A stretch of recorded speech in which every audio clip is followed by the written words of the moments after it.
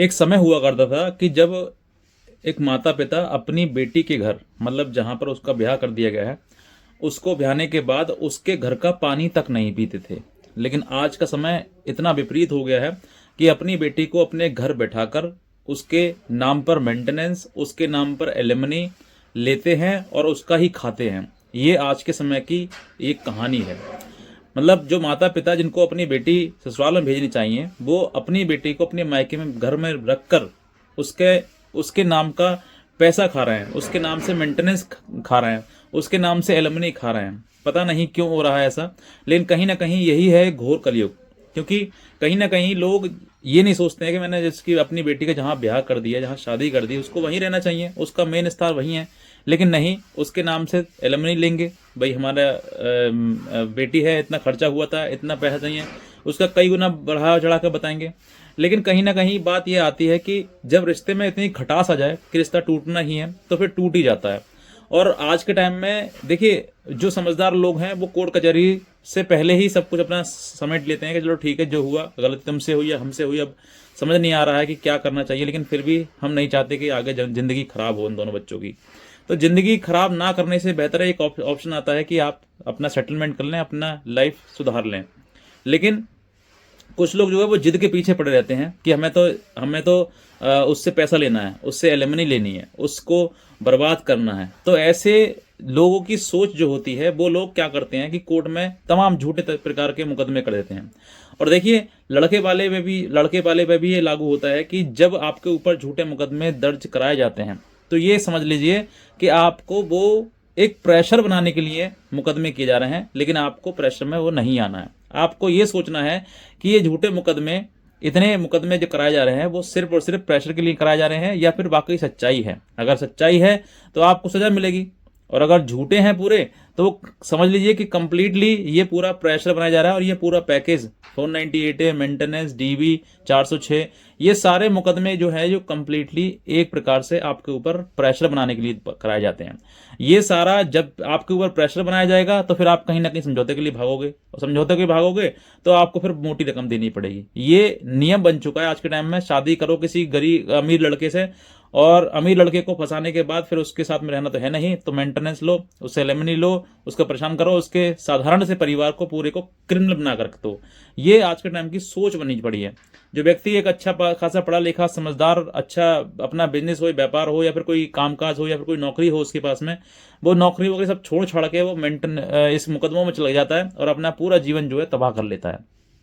ये भी यही चीज लड़की पे लागू होती है कि वो भी अपना जीवन पूरा तबाह कर लेती है। कहीं ना कहीं कोई ईगो, कोई कोई ऐसी जिद, ऐसा घमंड, या फिर इस तरीके की कोई कहते हैं ना कि एक चिड़चिड़ापन व्यवहार होता है, जिससे परिवार में वो रह नहीं पा रही है। परिवार में रहने के लिए आपको सबसे ज्यादा जो महत्व देना है, बस यही है कि अपने पति को देखना है, अपने माता पिता को, अपने ससुर सासुर को देखना है, और अब जैसे पति कह रहा है वैसे मान लेना। इतनी छोटी सी बात है। कोई परिवार चलाना कोई बड़ा साइंस नहीं है कि साहब ऐसा नहीं होगा हमसे।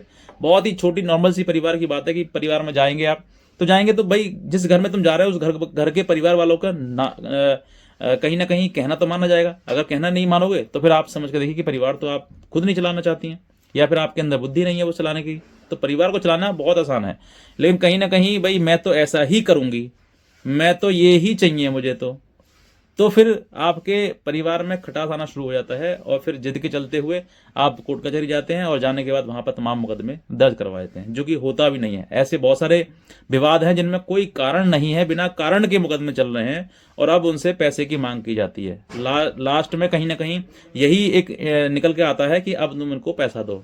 वो समझौता करने तैयार है, तुम इनको पैसा दे दो, इतना पैसा मांग रहे हैं। तो आपको पैसा देने की आवश्यकता बिल्कुल नहीं है। आपने अगर आपके ऊपर मुकदमे झूठे कर दिए गए हैं, तो आप ये समझिए कि अब जो है ये हम एक जाल में फंस चुके हैं। अब इस जाल से निकलना है। अब जाल से निकलने का तरीका मैं आपको बताता हूँ। बहुत सारे ऐसे भी परिवार हैं जो टूट जाते हैं, जैसे मुकदमे आते हैं ऊपर उनके ऊपर, तो वो जो है अपना उनका आत्मविश्वास कम होने लगता है। उनको लगता है कि यार हर तरफ लड़की की सुनी जा रही है, हर तरफ उसी का जैसे वो कहती है वैसे दर्ज हो जाते हैं मुकदमे। तो आपको, अगर आप उसकी बात हर जगह थाने में सुनी जा रही है, तो आपको कोर्ट की शरण लेनी है। उनका कहते हैं ना कि जो नियम है, हालांकि ये बात सत्य है कि महिलाओं के लिए कानून बनाया गया है, लेकिन महिलाएं जब कानून का दुरुपयोग करने लगती हैं, तो कोई कहते हैं ना कि जो शक्ति उनकी होती है वो सब कुछ छीन ली जाती है। अब फॉर एग्जाम्पल मैं आपको बताता हूँ, 498A में मतलब दहेज का मुकदमा जो पहले था उसमें तत्काल गिरफ्तारी थी, पहले तत्काल गिरफ्तारी करो और जेल भेज दो। ऑनरेबल सुप्रीम कोर्ट ने इसका देखा कि हाँ वाकई बहुत मिसयूज हो रहा है, बहुत अच्छे बेचारे जो समाज में जिनका मान सम्मान है वो बेचारे लोग जेल जा रहे हैं, तो उन्होंने इसको हटाकर मैंडेटरी कर दिया सेक्शन 41 का नोटिस, जो कि 35B NSS हो चुका है। क्यों? क्योंकि कहीं ना कहीं बहुत ज़्यादा दुरुपयोग है, दुरुपयोग को रोकने के लिए वो चीज़ें खत्म करनी पड़ती हैं। तो अब ऐसे ही दूसरा किस्सा सुनिए। मेंटेनेंस में पहले गिरफ्तारी थी, वारंट था, अब वारंट सब इशू बंद। अब सिविल प्रक्रिया चलेगी, साधारण तरीके से वो मेंटेनेंस की रिकवरी होगी बस। कहीं ना कहीं इसमें भी बहुत लोग जेल जा चुके हैं, बहुत लोग जेल में बेचारे अपना परिवार छोड़कर जेल गए, लेकिन कहीं ना कहीं आप ये समझ कर देखिए कि जिस चीज का भी दुरुपयोग होगा उसका खात्मा होना आवश्यक है और हो जाता है, ये प्रकृति का भी नियम है। तो कहीं ना कहीं ये दुरुपयोग हो रहा, तभी तो ये चीजें घटाई जा रही हैं। जो जेल का प्रावधान है, प्रोविजन है, प्रोसीजर है, वो खत्म कर दिया जा रहा है कोर्ट के द्वारा, नियम जो प्रोसीजर है उसके द्वारा। तो क्यों किया जा रहा है? क्योंकि कहीं ना कहीं इसका बहुत मिसयूज हो रहा है, दुरुपयोग हो रहा है। ये हर व्यक्ति जानता है कि हाँ मुकदमा, देखियो एक चीज जेन्युइन से बताता हूँ, जिसने आपके साथ में धूमधाम से शादी करी हो, सब कुछ खुशी सब बांटी हो, खूब पैसा खर्च किया हो, लड़का हो या लड़की, मैं दोनों के लिए कह रहा हूं मैं आपके लिए, तो क्या आपने लड़ाई लड़ने के लिए शादी करी थी? क्या आपने इस तरीके की अपने आप को अपमानित करना या दूसरे को अपमानित करने के लिए शादी करी थी? क्या आपने तो खुशी जाहिर करने के लिए, खुशी आपको, ताकि आपका बच्चा उस घर में रहे या वो उसका बेटा, उनका बेटा आपके साथ, बेटी के साथ खुश रहे, आगे संतान बढ़ाए, सब कुछ यही से लिए शादी तो करते हैं। लेकिन ये इस चीज के लिए ना छोड़कर ये सब जो करना था वो छोड़ दिया, अब कोर्ट में घसीटे जा रहे हैं। तो ये सब चीजें जो आप आज के टाइम में हो रही हैं, इसका एक ही उद्देश्य है, एलिमनी लेना। तो ऐसी महिला के लिए, जो महिला आपके साथ रह नहीं रही है और आपके ऊपर मुकदमे करके आपसे एलिमनी की मांग कर रही है, समझौता के लिए आपको प्रेशराइज किया जा रहा है, तो बिल्कुल भी हार ना माने आप, बिल्कुल भी समझौता ना करें। हो रहा है होने दो, जो होगा वो सब कुछ देख लिया जाएगा, लेकिन आपको टूटना नहीं है, आपको समझौता करना ही नहीं है। ऐसी स्त्री से तो बिल्कुल समझौता नहीं करना है जिसने झूठे मुकदमे दर्ज करके तुम्हारे ऊपर प्रेशर क्रिएट किया है।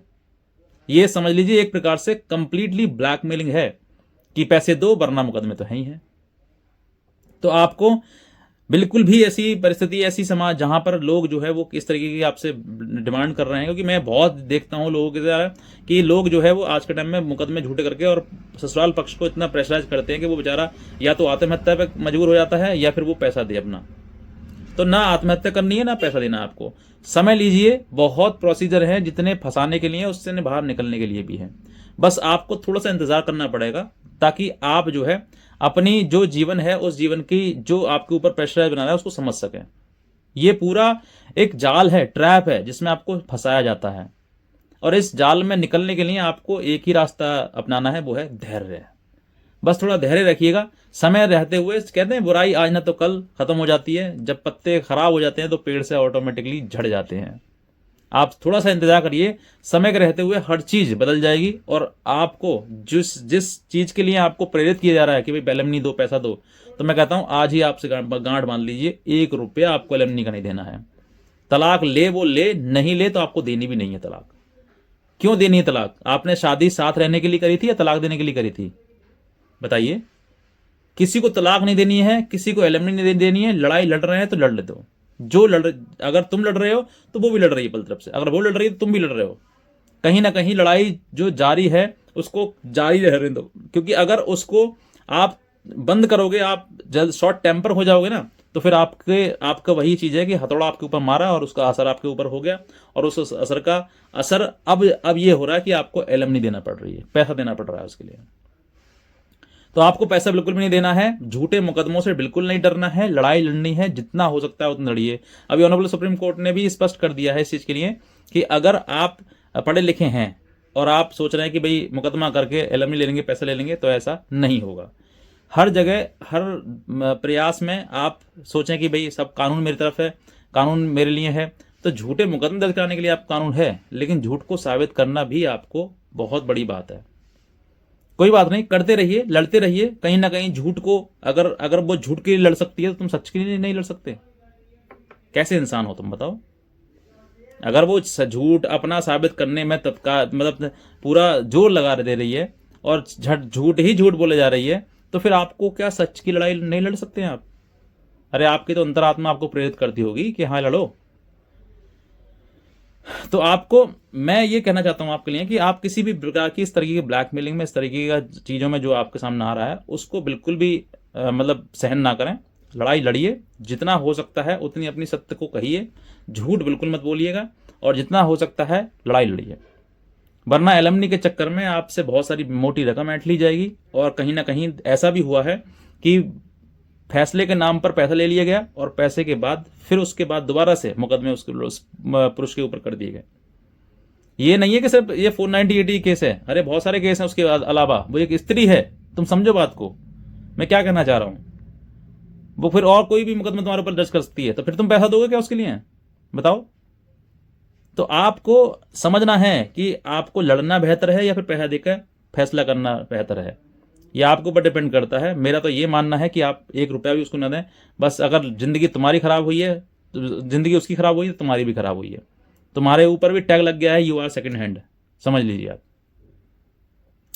तो ये आपका निर्णय है। मेरा एक उद्देश्य था कि आपको समझाऊं बात को, क्योंकि बहुत सारे लोग जो है इसमें फंसने के बाद बहुत बहुत मोटी मोटी रकम दे रहे हैं।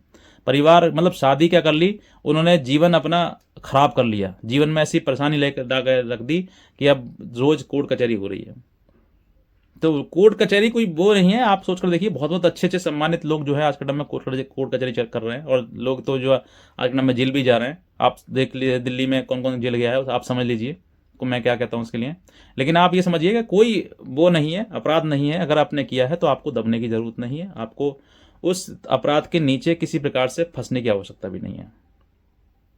थोड़ा सा धैर्य रखिए, शांत रहिए, पेशेंस रखिए, जो होना है हो जाएगा। बस इतना ही कहना चाहूँगा। अगर आप नए हैं सब्सक्राइब करिएगा, और दूसरे लोगों तक इस वीडियो को जरूर शेयर करिएगा, ताकि और भी लोग समझ सकें जो किसी प्रकार से परेशानी में है और वो सोच रहे हैं कि भाई फैसला करके पैसा दो, खत्म करो। नहीं, यही नहीं करना है। बस यही आपका आप जो है ये मनोबल दूसरे का बढ़ा रहे हैं। इस चीज़ से आप तो मान लीजिए पैसा दिया, आप तो उभर गए, लेकिन बहुत सारे लोग जिनके पास पैसा नहीं है, परेशानी है, और वो कहाँ से पैसा दें। उन्होंने शादी में कोई पैसा खर्च भी नहीं किया उसने, लेकिन फिर भी उनसे कहते ना कि एक धारा बह रही है, धारा बहते हुए लोग जो है उस पर उसमें हाथ धोते चले जा रहे हैं। चलो ठीक है, अब ये धंधा चल ही रहा है, शादी करी नहीं रहना तो पैसा लो, खत्म करो मामले को। तो ये बहुत सारे ऐसे लोग हैं जिनके पास बेचारे खाने तक का ठिकाना नहीं है, लेकिन फिर भी उन सबके पास लंबी लंबी लिस्ट आ रही है कि ये दो, इतना दो। तो आपको धैर्य रखना है, जो होगा हो जाएगा। बस इतना समझना है आपके लिए कि अगर आप गलत नहीं हैं और आप सत्य की रास्ता पे हैं, तो दबने की, डरने की और परेशान होने की कोई आवश्यकता नहीं है। सत्य परेशान हो सकता है, पराजित नहीं। बस इतना ही कहना चाहूंगा।